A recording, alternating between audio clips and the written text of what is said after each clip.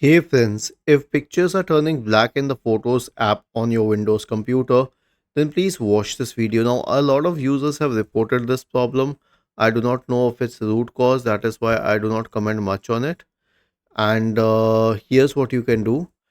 Search for Photos in the Windows search bar and click on App Settings. Now scroll down, click on Repair first to repair the app. Then click on Reset and reset once again to reset the app. If it works well and good, if it doesn't, then simply uninstall the app.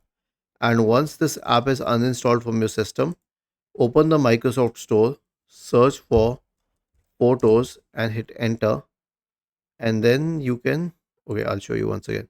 And then you can click on Microsoft Photos and reinstall it.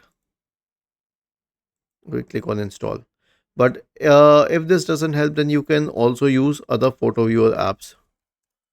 Okay, just like for photos, there are a lot of other third-party soft photo viewer apps that you can use, like One Photos. Let us check its review. It has good ratings and good reviews. Was this helpful? If yes, then please subscribe to the channel. If not, then let us know in the comment section of the video on how we could help you further.